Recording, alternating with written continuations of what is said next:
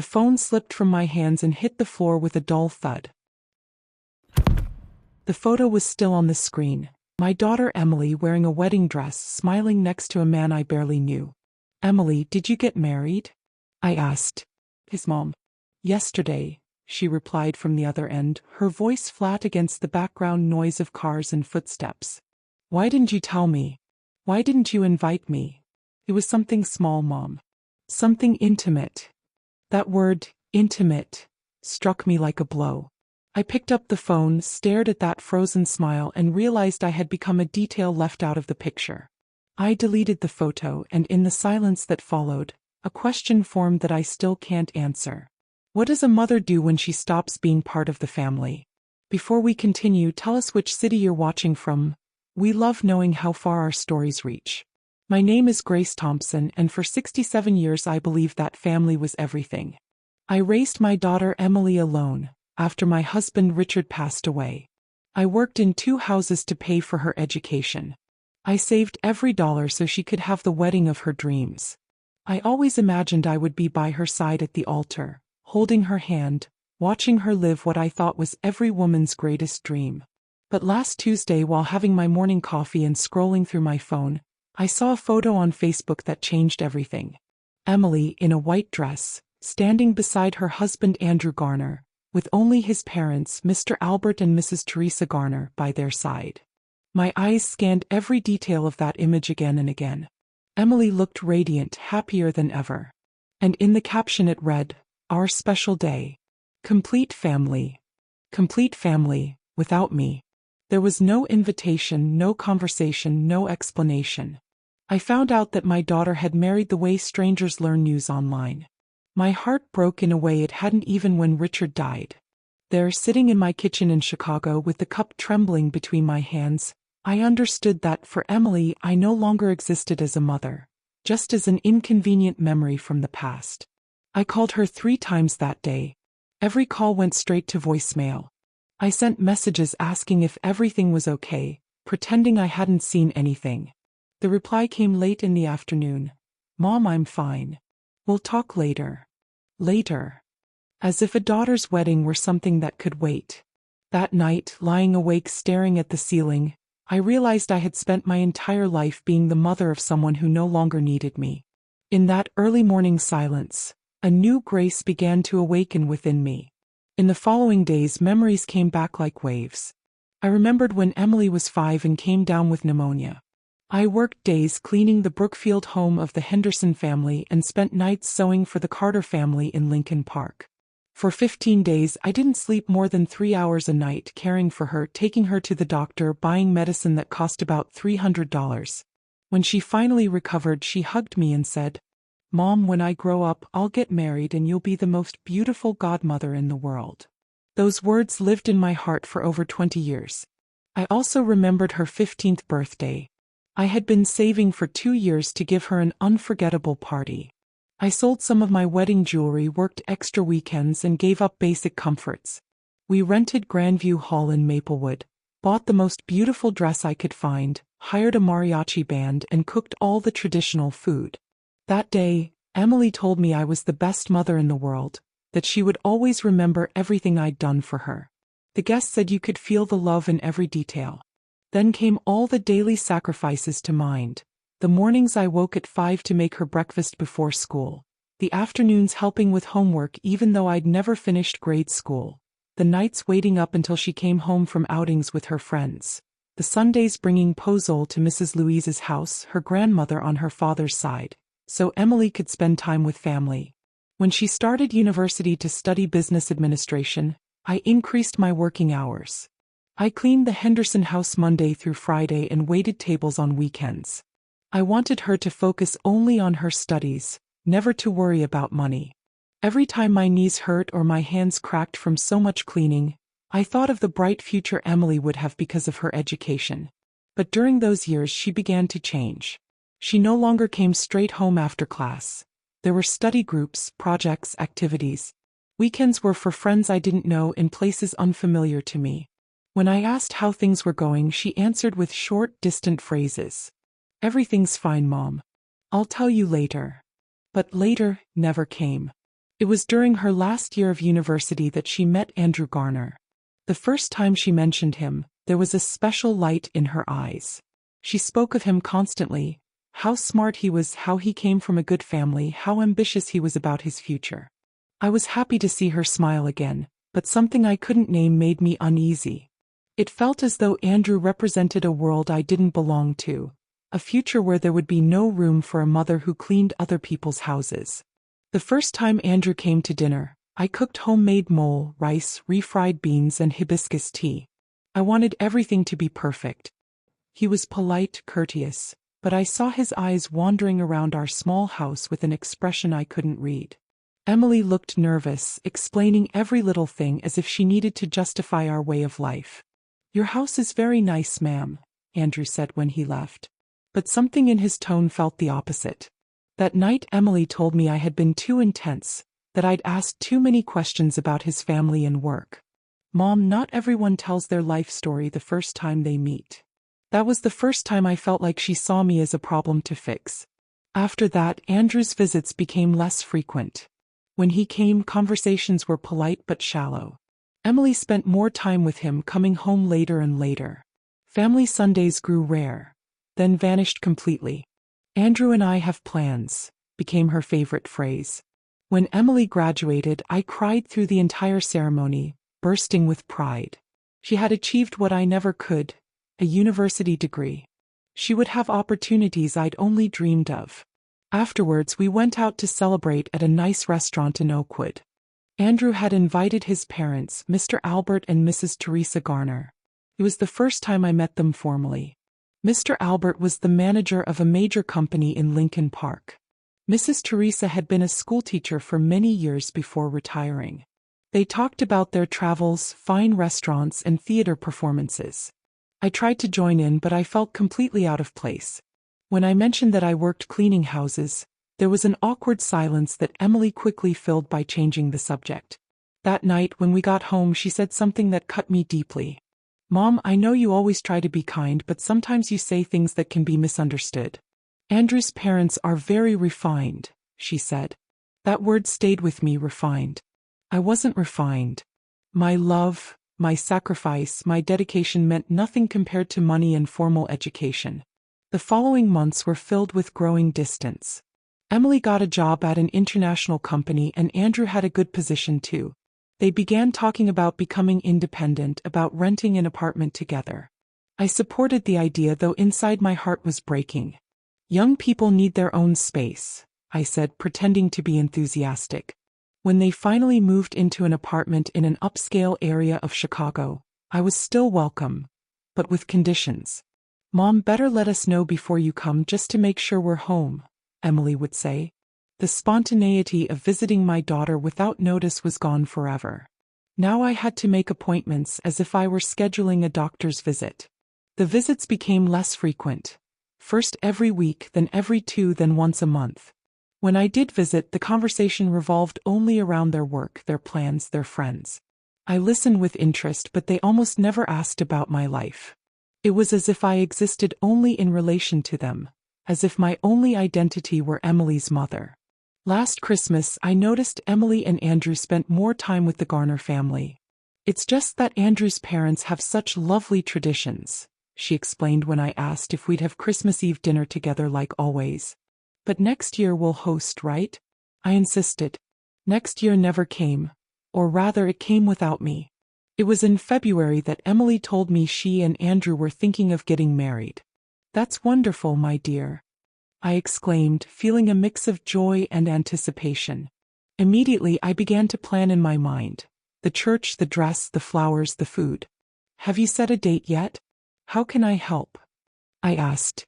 "We want something simple, Mom," she replied, avoiding my eyes. "Nothing too elaborate. Weddings aren't like they used to be." I nodded, though inside I felt a small wave of disappointment. I had dreamed for years of helping organize my only daughter's wedding. The months went by, and any talk of the wedding became vague and infrequent. When I asked about the details, Emily always said the same thing. "We're still deciding, Mom. As soon as we know, I'll let you know." I started to feel that something wasn't right, though I couldn't say what. In May, I noticed Emily was posting more frequently on Facebook. Photos with Andrew with the Garner family in elegant restaurants and places I didn't recognize. But when we met in person, she barely mentioned those events. It was as if she lived two lives. One she shared with me and another entirely hidden. At the beginning of June, I began to suspect something was happening. Emily canceled 3 meetings in a row, always with work excuses or urgent commitments. When we finally saw each other, she looked nervous.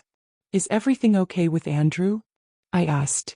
"Everything's perfect, Mom," she said without meeting my eyes.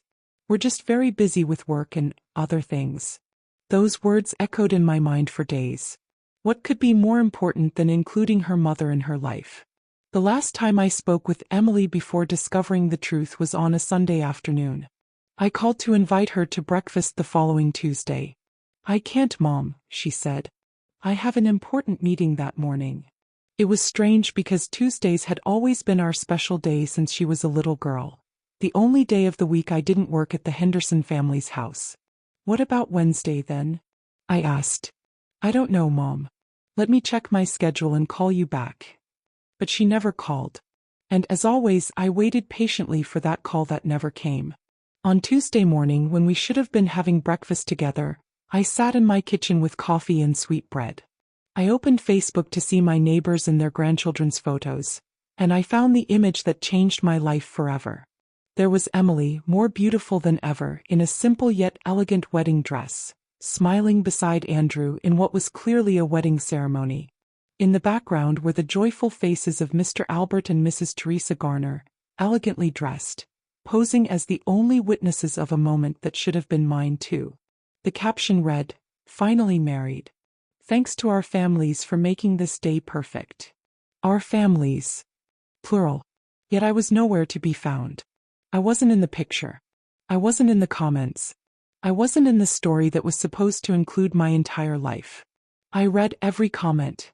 College friends congratulating them, coworkers sending blessings, distant relatives surprised they hadn't known about the wedding, but no one mentioned my absence. It was as if I had never existed in Emily's life, as if 28 years of sacrifice and love had been completely erased from her story. I spent the rest of the day in shock, checking my phone over and over, waiting for a call, a message, an explanation. Nothing came.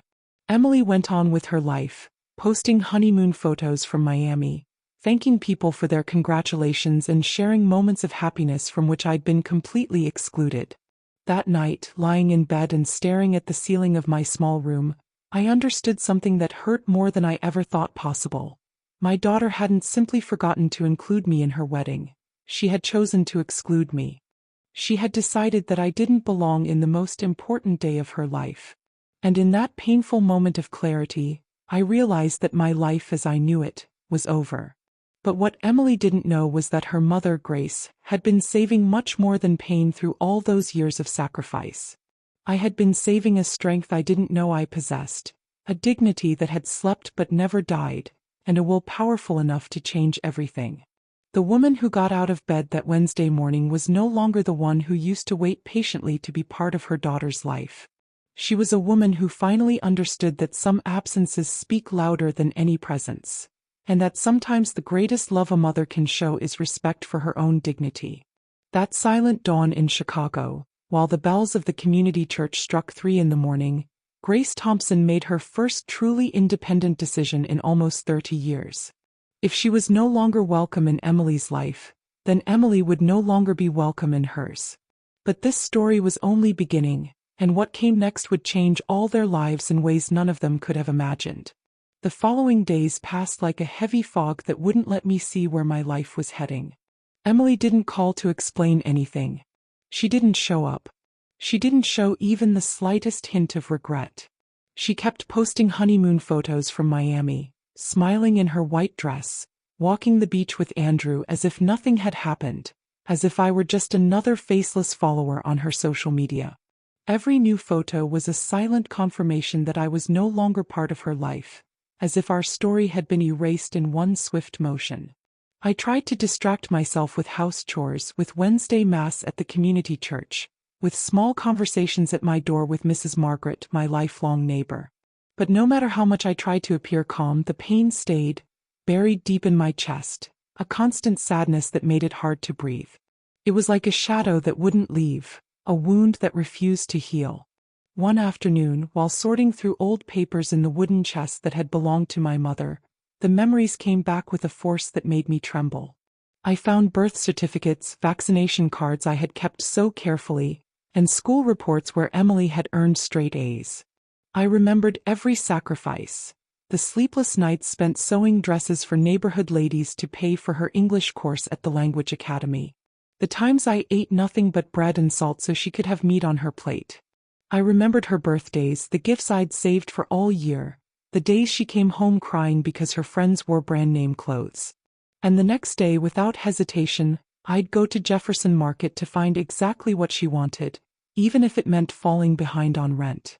Everything, absolutely everything I did was just to see her smile.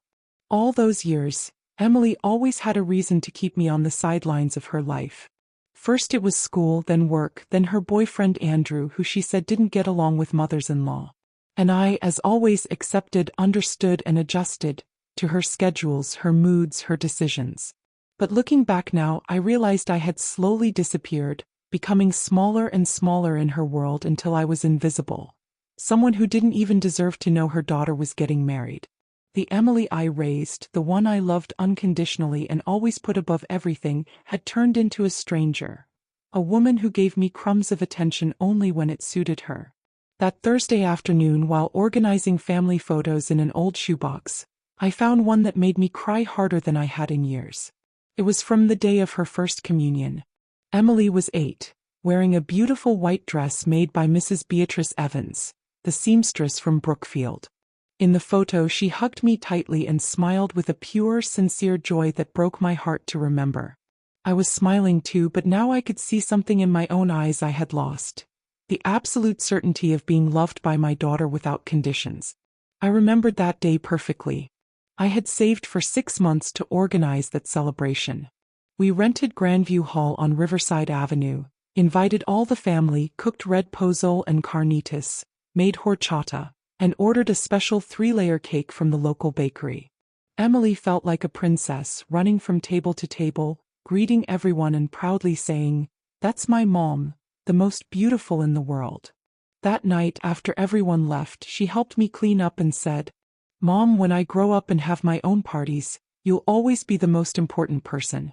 Always." Tears rolled down my cheeks as I held that photo in my hands. What happened to that little girl who promised me so much love? When did I become someone so insignificant that I didn't even deserve to be at her wedding? I kept digging through the box and found another photo that hurt just as much. Emily at 15, the day of her quinceañera.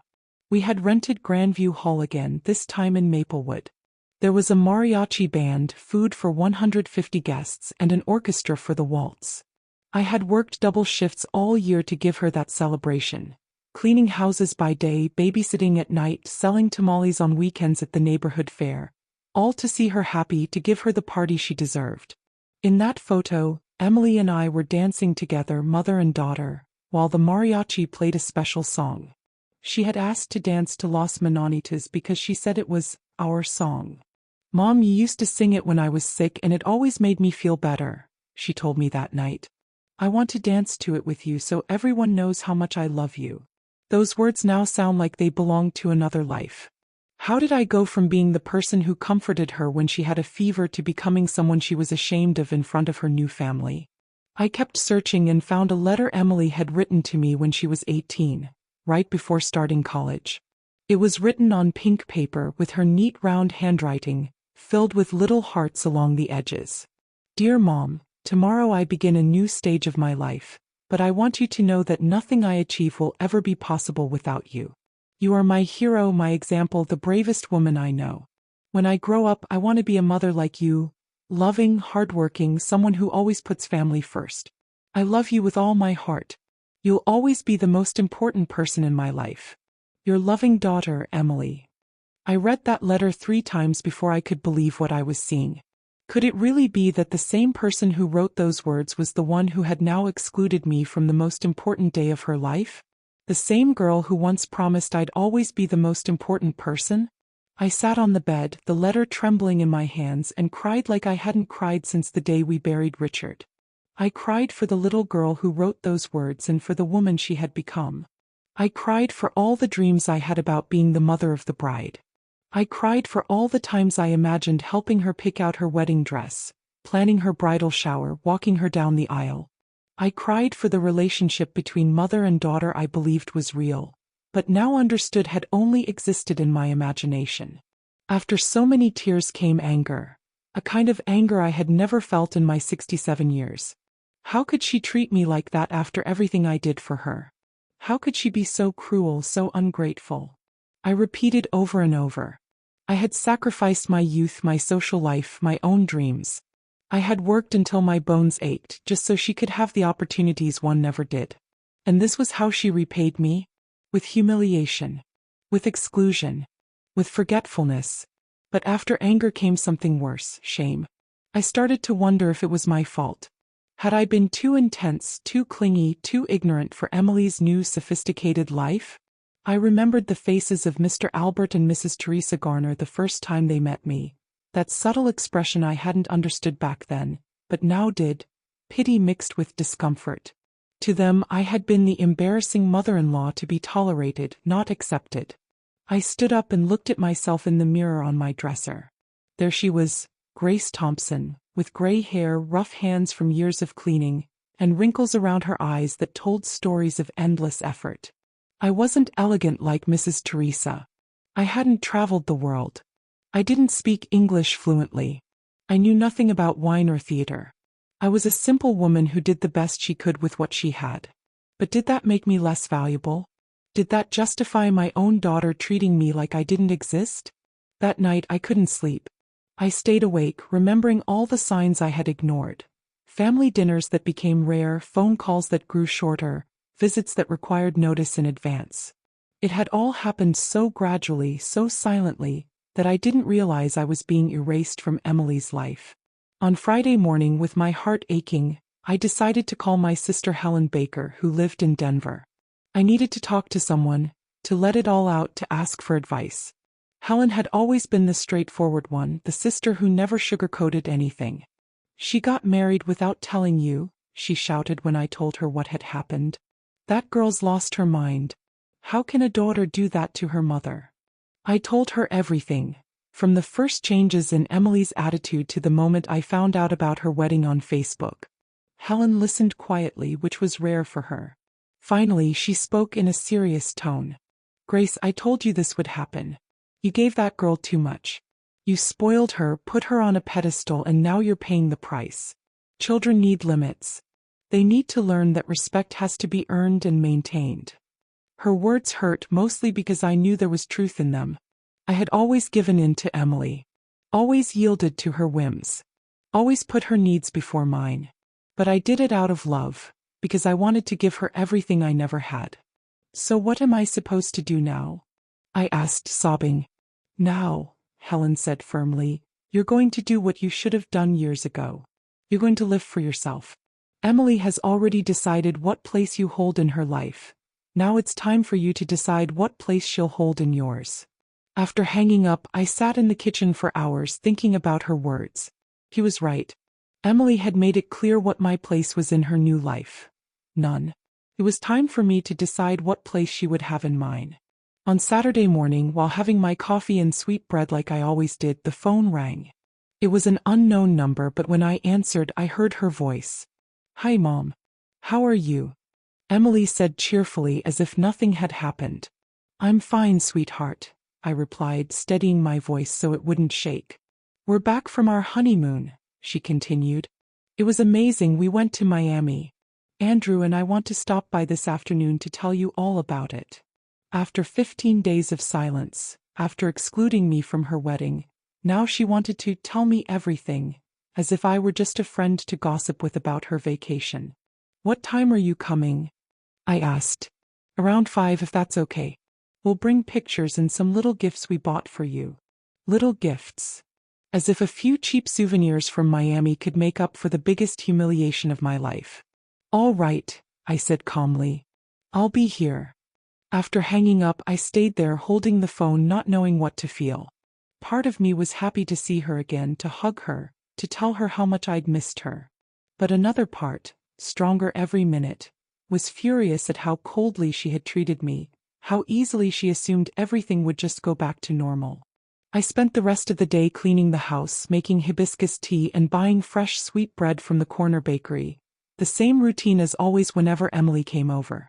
But that day, as I mopped the floor and dusted the furniture, I couldn't help asking myself why I kept trying so hard for someone who didn't value anything I did. At exactly 5 o'clock, Emily and Andrew arrived. She looked radiant, sun-kissed from the beach, wearing new clothes and with a sparkle in her eyes I hadn't seen in a long time. Andrew had the same polite, distant smile as always.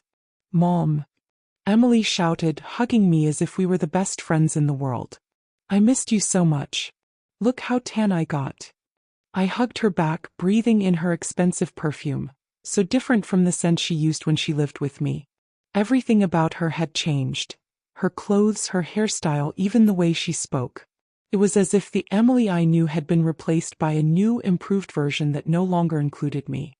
"Sit down," I said, serving them hibiscus tea and fresh sweet bread. "Oh, Mom, this looks so good," Emily said, though I noticed she barely touched the bread. Surely she no longer ate those kinds of things. Her new elegant life didn't include pastries from the local bakery. "Well, tell me everything," I said, sitting across from them in my small living room. "How was the wedding?" Emily exchanged a quick look with Andrew before answering. "It was beautiful, Mom. Very simple, just like we wanted. Nothing too fancy." "And where was it?" I asked, feeling my chest tighten. "In a lovely little chapel in Oakwood, very intimate and private. Just us and Andrew's parents as witnesses. Just them. Andrew's parents. As if I didn't exist, as if 23 years of raising her didn't earn me the right to be there. "Why didn't you tell me anything?" I asked, my voice trembling. Emily sighed, putting on that face she used to make when I caught her doing something wrong as a child. "Mom, everything happened so fast. You know how all that paperwork is. The date came up suddenly and we decided not to complicate things. Besides, you know I've never liked big parties." "Why?" Emily had always loved big parties. Her 15th birthday, her graduation, every celebration we'd ever shared. But now, for her wedding, she wanted something intimate. That didn't include me. "But Mom," Emily continued sweetly, "that's why we came today, to celebrate with you. Look at the gifts we brought." She pulled out a bag full of typical souvenirs. A ceramic ashtray, seashells, a t-shirt that said, "I love Miami," some coconut candies, gifts bought in a rush, maybe at the airport while thinking, "Oh, we should bring something for Emily's mom." "Thank you, sweetheart," I said, feeling that each gift was a slap disguised as affection. We spent 2 hours talking about the honeymoon, the places they'd visited, the fancy restaurants where they ate, the activities they did. It was like listening to strangers' stories. I nodded, smiled, asked polite questions, but inside I felt something breaking for good. When they left, after vaguely promising we'd see each other soon and that they'd invite me to visit their new apartment, I stayed alone in my living room, surrounded by memories and cheap souvenirs. I felt the weight of the silence they left behind. That night, as I tucked the gifts away in a drawer I knew I'd never open again, I made a decision. If Emily could live without including me in the most important moments of her life, then I could learn to live without including her in mine. In the quiet of the night, with a heart full of pain but a growing determination, I began planning the first step of my new life. One where I would be the protagonist, not the self-sacrificing mother waiting for scraps of attention. The Grace Thompson who had spent her life waiting for others to decide her place in the world died that night. The woman who would wake up the next morning would be completely different. A woman who finally understood that respect is taught by example, and that sometimes the greatest love a mother can show is love for her own dignity. Sunday dawned differently. The air in Chicago whispered that my real story was just beginning. The sky was clear, a sharp contrast to the storm still inside me. I got up earlier than usual at 5 in the morning, and for the first time in weeks, I didn't feel that heaviness in my chest. Instead, there was a cold, new clarity I had never known before. It was as if during the night I had gone through a silent transformation, as if the Grace Thompson who had spent her life waiting for others to define her place in the world had finally woken from a long sleep. I made myself strong black coffee, no sugar. I needed a clear mind for what I was about to do. I sat at the kitchen table where I'd eaten breakfast for the past 15 years, where I had waited for so many calls from Emily that never came, where I had planned special meals for visits that were cancelled at the last moment. But that morning, that table no longer represented waiting or disappointment. It represented the place where Grace Thompson was about to make the most important decision of her life. I pulled out an old notebook where I used to write down Emily's doctor's appointments, her school events, her friends' birthdays. Now I would use those yellowed pages to plan something completely different. My final exit from a life where I was no longer welcome. On the first page I wrote, "My plan to start over. Grace Thompson, August 12, 2024. The date looked strange in my shaky handwriting, but the words felt more real than anything had in years. The first thing I wrote was, evaluate resources. After all those years of sacrifice, I had managed to save a considerable amount. I wasn't rich, but I wasn't defenseless either. I had my life savings from years of work, a small house that I owned in a neighborhood that had greatly increased in value and something Emily never knew, a bank account where I'd been depositing extra money I earned sewing dresses for neighborhood women on weekends. I opened that account when Emily turned 18, thinking it would be her wedding gift. Every dollar I put there, I imagined the day I would give it to her. Sweetheart, this is so you can start your marriage debt-free, so you can have a home, so you don't face the struggles I did. For 10 years I added to that account with the dream of seeing Emily's face light up with joy when she learned of the surprise. But now, after being excluded from her wedding, that money would take on a completely different purpose. The second point on my list was research housing options. I couldn't stay in this house where every corner reminded me of years of waiting, where every phone call would make me wonder if it was Emily calling to make peace. I needed a new place. A space that was entirely mine, where I could build a life that didn't depend on scraps of attention from my daughter. I remembered Mrs. Margaret, my lifelong neighbor, always telling me about her sister Guadalupe, who had moved to a senior living community in Oakwood. "It's wonderful, Grace," she used to say. "There are activities, security, and people our age. Guadalupe says she's never felt so free." Back then, I thought those places were for people who had no family to care for them. Now I understood, they were for people who had decided to care for themselves. The third point on my list was the hardest, but the most necessary: cut ties gradually. I couldn't just disappear overnight.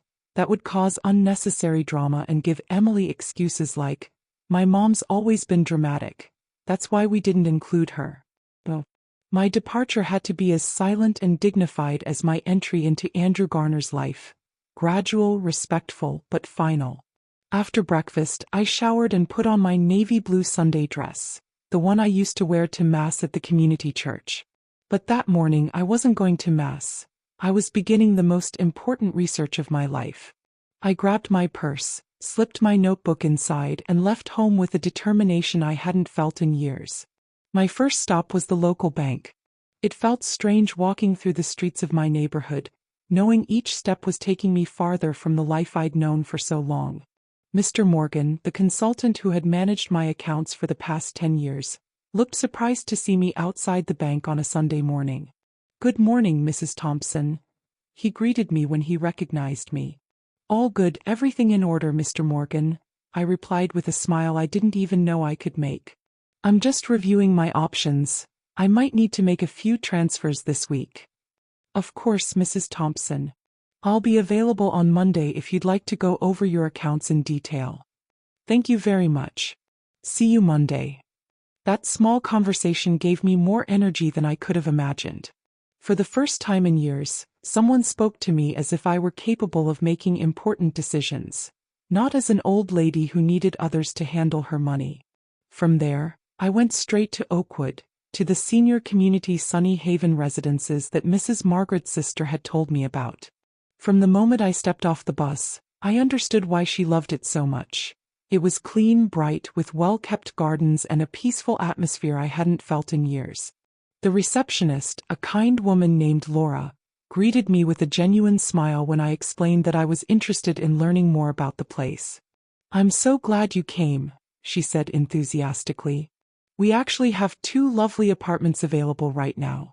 Would you like a full tour?" For the next 2 hours, Laura showed me every corner of Sunny Haven residences. The apartments were small but comfortable, perfect for one person. They had a living room, a bedroom, a full bathroom, and a small equipped kitchen.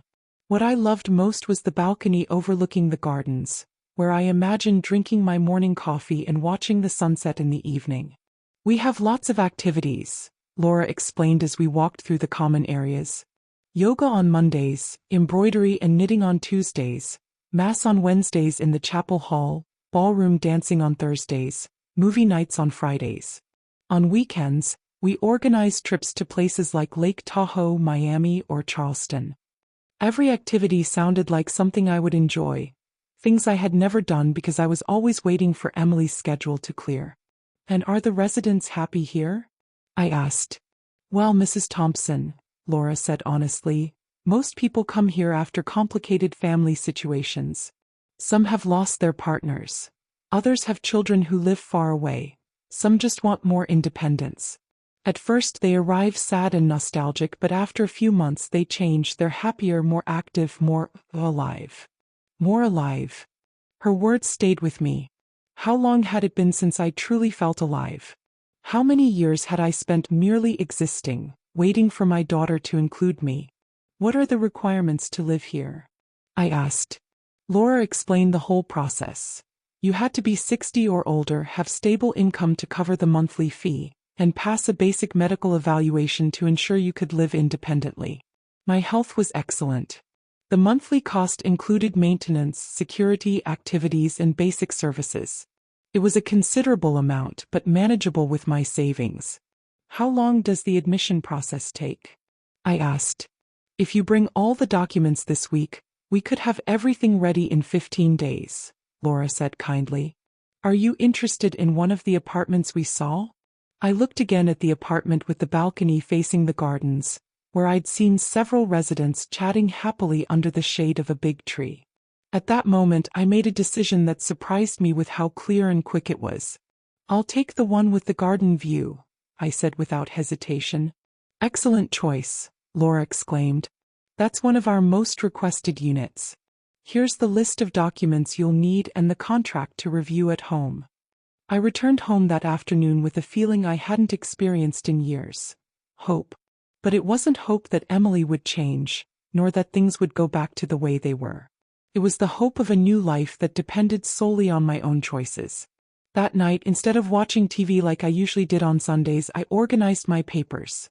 Birth certificate, income proofs, bank statements, ID cards. It felt strange preparing documents to start a new life at 67. But each paper I put in order made me feel stronger about my decision. On Monday morning, I arrived at the local bank right at 9 when they opened. Mr. Morgan greeted me with his usual professional courtesy, but when I explained that I needed to make significant adjustments to my accounts for a personal investment, I noticed a look of respect in his eyes that hadn't been there before. "Mrs. Thompson, I'm glad to hear you're taking proactive financial steps," he said as he reviewed my account statements. "I see you've been very disciplined with your savings all these years. Your financial position is solid." Hearing those words filled me with a confidence I didn't know I had. For so many years I'd lived with the mindset of being someone with limited means, someone who depended on others' goodwill. But the truth was different. I had worked hard, saved with discipline, and built a stable financial foundation on my own. "I need to make a large transfer to my checking account," I explained to Mr. Morgan. "And I also want to learn about safe investments that can give me monthly income." For the next hour, Mr. Morgan walked me through several investment options that could generate regular income without touching the principal. It was information I had never looked into before because I'd always thought my savings were meant only for emergencies or to help Emily. But now I saw I had choices, that my money could finally work for me, not for others. From there, I went straight to the office of Mr. Reynolds, a lawyer Mrs. Margaret had recommended years ago when I had a problem with my house papers. I needed to make sure all my assets were in order and, more importantly, to update my will. Mrs. Thompson, what brings you here? He asked when he saw me. I need to update my will and organize my estate, I replied directly. If he was surprised, he didn't show it. For the next 40 minutes, we went through all my documents. Property deeds, bank accounts, insurance policies. It was overwhelming to see everything together. I had truly built a solid foundation through pure work and perseverance. Do you have specific changes in mind for the will? He asked. Yes, I answered without hesitation. I want to leave 50% of my assets to charities that support working single mothers, and the other 50% to my daughter. But with one condition. What kind of condition? She can only access the inheritance after writing a letter explaining why she made certain decisions about our relationship. She doesn't need to apologize, just be honest. That letter should be given to you as witness, even if I'm no longer here to read it. Mr. Reynolds wrote everything down carefully. That's a very thoughtful condition, Mrs. Thompson. It gives her a chance to reflect on her actions without forcing reconciliation. Exactly, I confirmed. I'm not seeking revenge, Mr. Reynolds. I just want her to understand that actions have consequences, even children's actions toward their parents. When I left his office, I felt like a completely different person. I had taken full control of my finances, secured my future, and set clear boundaries with Emily, even beyond my death. The following days went by in a whirlwind of activity that kept me busy and focused. I hired a moving company to assess my belongings and decided to keep only the essentials: clothes, a few small pieces of furniture, important photos, and sentimental objects. Everything else would be donated or sold. The hardest part was deciding what to do with Emily's things that were still in her old room. School trophies, books, clothes she'd left behind. In the end, I packed everything carefully into labeled boxes and left them in a small storage unit I rented near her apartment. If she ever wanted them, she could come and get them. If not, they would stay there. That week, Emily called me twice. The conversations were polite but cold. She told me about her new job, her plans to decorate the apartment, dinners with the Garner family. I listened kindly, asked a few questions, but told her nothing about my own plans. For the first time in years, I had important secrets that didn't include my daughter. Is everything okay, Mom? She asked during the second call. You sound different. Everything's perfect, sweetheart, I replied truthfully. I'm just organizing a few things around the house. You know how I am. Do you need help with anything? That question would have made me emotional before. Now it only confirmed that Emily still saw me as someone who needed help, not as a woman capable of solving her own problems. No, thank you, dear. Everything's under control, I said calmly. That Friday, I got a call from Laura at Sunny Haven Residences. My application had been approved and I could move in the following Monday if I wished. That night, alone in my house surrounded by boxes and furniture covered with sheets, I didn't feel sadness or nostalgia. I felt something I hadn't experienced in decades, the thrill of beginning something new. On Saturday morning, as I drank my last cup of coffee at the kitchen table where I had planned so many meals for Emily, the phone rang. It was her. Mom, Andrew and I want to invite you to dinner tomorrow. We're breaking in the new dining room at the apartment. It was the invitation I'd been waiting for months. Finally, they wanted to include me, to show me their new home, to treat me as part of their life. But it was too late. Oh, sweetheart, that's such a shame, I said in a calm voice. I already have plans. Plans? With who? With some new friends. We're going to Lake Tahoe. It wasn't a lie. The residents at Sunny Haven had a trip planned for Sunday, and I'd already signed up. But, Mom, we can change it to another day. It's important to us that you see our home. Thank you, dear, but I've already committed. Another day when things are calmer, I said gently. There was silence on the other end. Emily wasn't used to me having plans that didn't include her. Okay. We'll plan something later, she said. Of course, sweetheart. Have a lovely dinner, I replied. When I hung up, I sat in that familiar kitchen for the last time, smiling with deep satisfaction. For the first time in my life, Emily had to adjust to my schedule instead of me adjusting to hers. It was a small change, but it symbolized something much bigger. Grace Thompson had stopped being the woman who waited to be included. She had become a woman with her own life, her own plans, and her own happiness. On Sunday night, after returning from the beautiful trip to Lake Tahoe, where I'd met 3 wonderful women who would become my new neighbors, I packed the last of my personal things. The movers were coming early Monday morning, and by noon I'd be settled into my new home. That last night in the house where I'd raised Emily, I didn't cry or feel nostalgic. Instead, I felt deep gratitude for the woman I had been, and genuine excitement for the woman I was becoming. I had made the bravest decision of my life, to choose my own happiness over waiting for someone else's approval.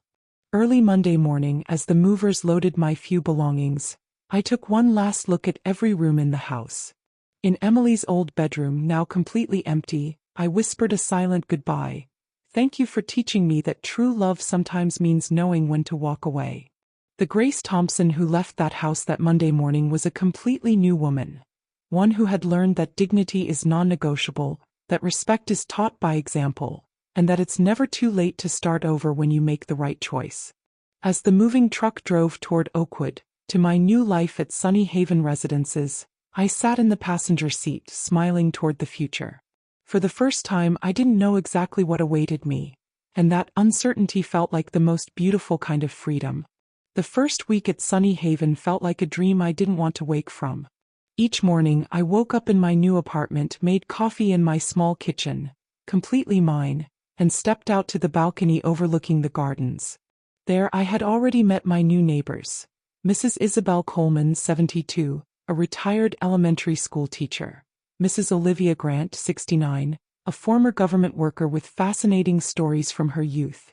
And Mr. Michael Ross, 75, a widower and carpenter who now built small wooden gifts for his friends. It felt strange, but wonderful, to be part of a community where people valued me for who I was, not for what I could do for them. At the communal meals, my new friends asked about my life, my opinions, my plans.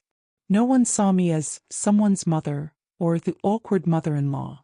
I was simply Grace, a woman with her own stories, her own dreams, her own personality. On Wednesday of my first week, I joined the embroidery class led by Mrs. Patricia Evans, an elegant 74-year-old who had been a dressmaker in her youth. As I stitched flowers onto a napkin, I realized it had been years since I'd done something purely for pleasure, without wondering if Emily would like it or if it would be useful around the house. "You know what, Grace?" said Mrs. Patricia, checking my work. "You have a very good hand. You should come to every class." It was a simple compliment, but it touched me deeply. How long had it been since anyone had praised something that was truly mine? In my old life, every accomplishment had been measured by how much it benefited Emily. Now, for the first time, someone valued my effort for what it was. Thursday was my first ballroom dancing class. Mr. Samuel Peters, a distinguished 76-year-old who had once been a physical education teacher, led the lessons with patience and infectious joy. At first, I felt shy. It had been decades since I last danced, but Mr. Peters reassured me with a kind smile. "No one judges here, Grace. We come to have fun and to remember it's never too late to learn something new." That afternoon, I danced danzón, bolero, and even a little salsa. I laughed harder than I had in years. My classmates applauded when I managed a tricky step, helped me when I stumbled, and made me feel part of a real family, one that I chose and that also chose me. That night, as I had dinner alone in my apartment, yet without feeling lonely, the phone rang. It was Emily. "Mom, where are you?" she asked in a shaken voice. "I went to the house and it's completely empty. The neighbor said you moved. What's going on?" Her voice carried a mix of confusion and panic I hadn't heard since she was a little girl lost in the market. For a moment, my old instinct wanted to calm her, to explain everything and assure her I was fine.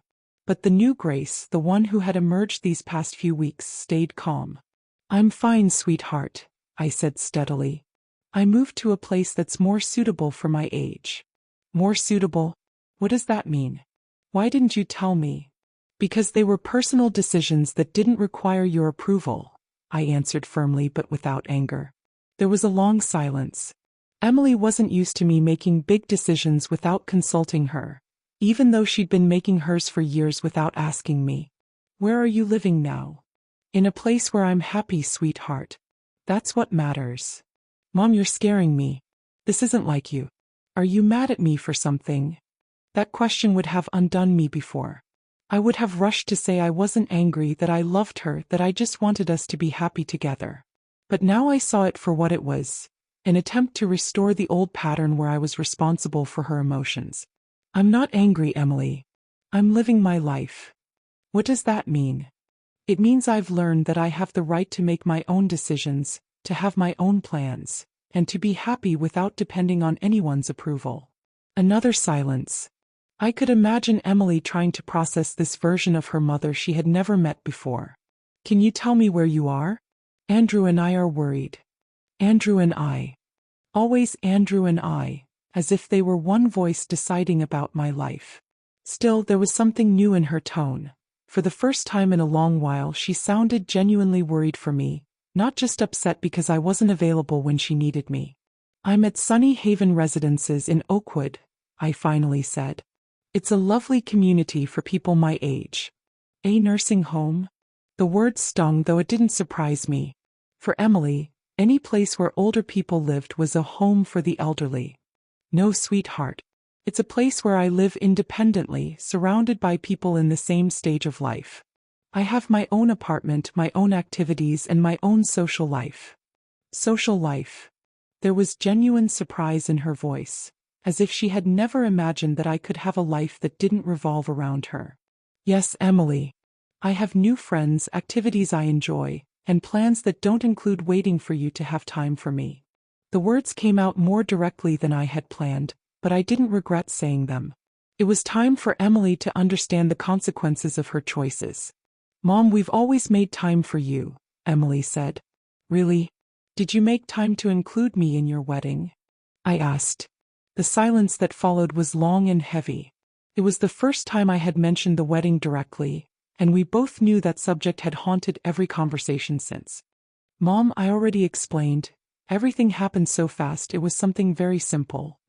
Emily, I interrupted, my voice firm but calm. I don't want to hear any more excuses. What happened happened. I'm not looking for apologies or explanations. I just want you to understand that choices have consequences. What kind of consequences? She asked uncertainly. The consequence that I finally understood I'm not a priority in your life, and that I've decided you won't be one in mine. The words came out with a clarity that surprised me. There was no anger in my tone, no resentment, only an honest calm that made me feel freer than ever before. Does that mean you don't want to be my mom anymore? She asked. The question hurt. I could hear the little girl behind the grown woman, but it also strengthened me. It reminded me that Emily knew exactly what she had lost. I'll always be your mother, sweetheart, I replied, but I won't be the kind of mother who accepts crumbs of your attention. I won't be the mother who tolerates anything just to stay in your life. And what would our relationship look like then? She asked. It was the first time Emily wanted to know what I wanted instead of assuming I would adapt to her terms. I don't know yet, I answered honestly, but I know it can't be like before. That night, after hanging up, I stayed on my balcony looking out at the lights of Oakwood, feeling a mix of sadness and relief. It had been the hardest conversation of my life, but also the most necessary. For the first time, I had set clear boundaries with my daughter. For the first time, I had expressed my feelings without trying to protect hers. And for the first time, I had placed my dignity above my desire to keep the peace. The following days passed without any news from Emily, and for the first time, her silence didn't make me anxious. I was too busy discovering my new life. On Friday, I joined the weekly trip to downtown Chicago, where we visited several historic landmarks and had lunch at a traditional restaurant overlooking the main square. On Saturday, I attended my first yoga class and discovered that my body was more flexible than I thought. On Sunday, after Mass at the Chapel Hall in Sunny Haven Residences, I was heading back to my apartment when Laura, the receptionist, stopped me. Mrs. Thompson, you have visitors, she said with a smile. A young couple who say they're your family. My heart sped up, not with the old anxiety but with curiosity. I walked into the visitors' lounge and found them sitting together on an elegant sofa. Emily and Andrew. She looked nervous, fragile, So different from the confident, distant woman of the past few months. Andrew, on the other hand, looked uncomfortable, as if he'd rather be anywhere else. "Mom," Emily said, standing up the moment she saw me. "Thank you for seeing us." It was strange hearing her thank me, as if she finally understood she couldn't just walk into my life uninvited. "Please sit down," I said, taking a seat across from them. "How are you?" "Fine," Emily answered, though her voice said otherwise. "We wanted to come and see where you're living to make sure you're comfortable." I glanced around the lounge, the polished furniture, the neatly kept plants, the large windows letting in sunlight, then looked back at them, that young couple who had come to make sure I was comfortable, as if they had the right to approve my choices. "As you can see, I'm very comfortable," I said with a genuine smile. "This place is perfect for me." "Yes, it's very nice," Andrew said, speaking for the first time. "Though it must be expensive." There it was, the real concern. Not my well-being, but how much money I was spending from what they probably considered their future inheritance. "Fortunately, I can afford it just fine," I said calmly. "It turns out I worked and saved more than you knew." I noticed Emily and Andrew exchange a quick glance. It was obvious they'd discussed my finances before coming. "Mom, we just don't want you to run out of money living in a place like this," Emily said with a worried tone. "Why would I run out of money?" I asked sincerely. "Well, you always used to say we had to watch every penny, that there was never enough." That was true. For years I had said that, but what I never told them was why there wasn't enough. Because I had always put their needs first. Because I had saved for their emergencies instead of spending on my own comfort. "It's true I watched every penny," I said, "but that was because I was saving for you, to help when you needed it. Now that it's clear you don't, I can finally spend my money on my own happiness." "What do you mean we don't need your help?" Andrew asked tensely. "I mean you're successful adults, independent, capable of making your own decisions without asking me, even the most important ones like getting married. If you're independent enough for that, then you don't need me saving money for you." The silence that followed was awkward. I could see them processing my words, realizing they couldn't have it both ways. Full independence when convenient and access to my resources when it suited them. "Mom," Emily finally said, her voice small, "are you very angry with me?" It was the question of a child, not a grown woman. And for the first time since the wedding I felt compassion, but a different kind. Not the kind that made me excuse her selfishness, but the calm compassion of someone who understands without allowing more harm. "I'm not angry, sweetheart," I told her honestly. "I'm disappointed. I'm sad, but mostly I'm at peace." At peace. The word echoed inside me. At peace with knowing who I am beyond being her mother. At peace with discovering I can be happy without her approval or attention. Emily said nothing. I could see tears forming in her eyes. "Does that mean you don't love me anymore?" she whispered. "I love you more than you can imagine, sweetheart," I said softly. "But I've learned that loving someone doesn't mean allowing them to disrespect you. I've learned that real love includes boundaries, dignity, and mutual respect." "And what can we do to fix this?" Andrew asked, his voice sincere for the first time. I looked at them, that young couple who thought a visit and a few apologies could make everything go back to normal. "There's nothing to fix," I said calmly. "I'm not broken, I'm not sick, and I'm not acting out of spite. I'm simply living the life I deserve to live." "But can we still be family?" Emily asked, her voice trembling. "We'll always be family," I assured her, "but it'll be a different kind of family. One where we respect each other, include each other in what matters, and treat each other as equals." "And how will we know what you expect from us?" Andrew asked, looking at me with genuine uncertainty. It was a practical question, and I appreciated his honesty. "Emily knows how to treat me with respect," I said, meeting my daughter's eyes. "She did it for many years when she was younger. She just has to remember how."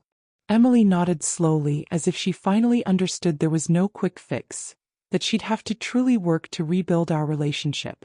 "Can we call you from time to time?" she asked softly. "Of course," I said, "but I won't always be waiting by the phone when you do. I have my own life now, my own activities, my own commitments." Felt strange to say those words. For 67 years, I had never had plans I couldn't cancel for Emily. Now I had embroidery classes, excursions, dinners with friends, a social life that mattered to me. When they left that afternoon, after vague promises to communicate better and do things differently, I sat in the visitors' lounge for a while, processing everything. There was no dramatic reconciliation, no tearful apologies, no promises of instant change. But there was something far more valuable: acknowledgement. For the first time, Emily recognized that she had hurt me, that her choices had consequences, and that she would need to make a real effort if she wanted to keep a relationship with me. That night, during the community dinner at Sunny Haven Residences, my new friends asked about the visit. "Everything okay with your family?" Mrs. Isabel Coleman asked with genuine concern. "Everything is exactly as it should be," I said with a smile. For the first time in many years, everything is exactly as it should be. And it was true. I didn't know if Emily and I would ever be close again. I didn't know if she would truly change or just learn to manage me differently. But I did know one thing: I had changed forever. And no matter what happened between us, I would be fine. The Grace Thompson who spent years waiting for her daughter to include her in her life was gone forever. In her place stood a woman who knew her worth, who had her own dreams, and who was capable of being happy with or without anyone's approval. That transformation, painful as it was worth more than any reconciliation that required me to shrink back into the submissive, self-effacing woman I once was. For the first time in my life, I was free. And that freedom felt like the most beautiful gift I had ever given myself. That night, as I got ready for bed in my own apartment, in my own bed, surrounded by my own choices, I knew that no matter what the future held, I would never again be the woman who waited to be included in someone else's life. I was now the woman who created her own, and that woman was ready for whatever came next. 6 months later, I wake up every morning in my small but cozy apartment and see a different world outside my window. It's not a world without pain, but it's a world where I decide who belongs in my story. I tend my plants on the balcony, read the books I always wanted to read, and attend services at the new chapel hall, where no one knows me as Emily's mom. I'm simply Grace Thompson, a 67-year-old woman learning to live for herself after decades of living for others.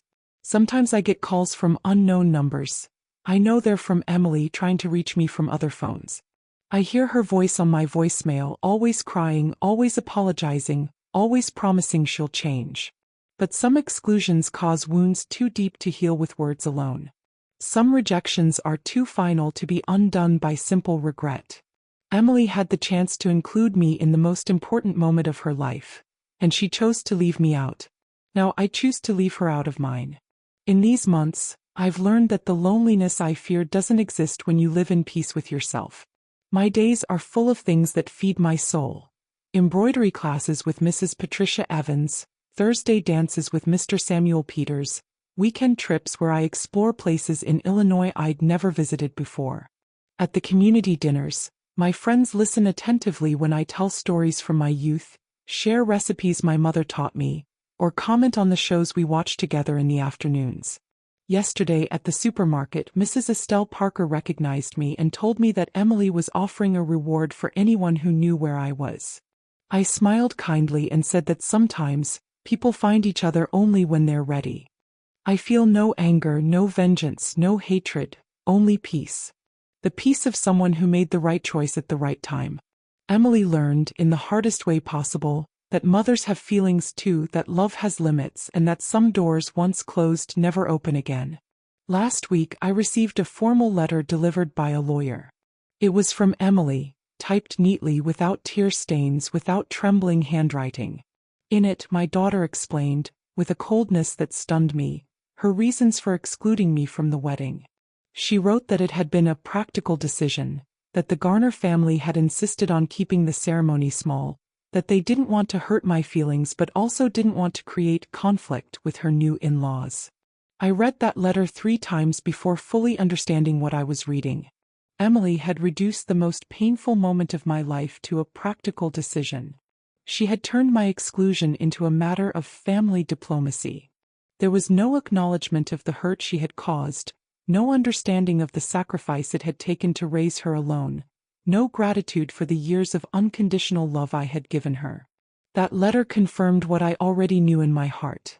The Emily I had raised, the little girl who once promised that I would always be the most important person in her life, was gone forever. In her place was a woman who saw our relationship as a social obligation to be managed efficiently, not as a sacred bond deserving of care and respect. I placed the letter inside a wooden box along with a few old photographs that had survived the years, not out of resentment, but because some words are meant to be read, not answered. A mother's love doesn't end, it simply changes form. My love for Emily had transformed into something different, into respect for my own dignity, into care for my happiness, and into protection of my inner peace. This morning, as I watered the plants on my terrace and watched the sun rise over Oakwood, I thought of all the women who, like me, spent their lives waiting to be appreciated. I thought of the mothers who sacrificed their dreams for children who later saw them as a burden. I thought of the grandmothers who raised their grandchildren and were then accused of interfering too much. I thought of all of us, women who were taught that our worth depended on how much we could give, not on how much we deserved to receive. To all those women I would say what I now know. It's never too late to choose your own happiness. It's never too late to set boundaries. It's never too late to decide that you deserve respect, consideration, and the dignity you should have always received. The freedom I feel today wasn't born from punishing Emily, but from freeing myself. It didn't come from revenge, but from self-respect. It didn't come from hatred, but from the self-love that had been asleep for far too many years. Last night, after our community dinner, Mrs. Isabel Coleman asked me if I ever regret my decision. "Don't you miss your daughter?" she said with the kindness of someone who truly cared about my well-being. "I miss the daughter I thought I had," I answered honestly, "but I don't miss the relationship we truly had, because that relationship was slowly killing me." It's the truest thing I've ever said. For years I lived in a fantasy believing that Emily loved me as I loved her. In reality, to her, I was convenient when she needed me and a burden when she didn't. Accepting that truth was painful, but it was also liberating. Today I write these words from my terrace, with the sound of the fountain in the community garden and the scent of the bougainvillea I planted last week. I do it with the certainty that I chose the right path. I don't know what the future will bring, but I know it will be a future where my happiness no longer depends on anyone else's decisions. Sometimes the best gift is simply keeping quiet. And in that silence I finally found my voice, my strength, and my peace. Subscribe to the channel and click the bell icon so you don't miss new stories about people who found the strength to change.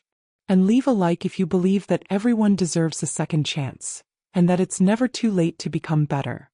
Before you go, don't forget to watch the story we've left for you on the screen. We're sure it will make you reflect on what truly matters in life.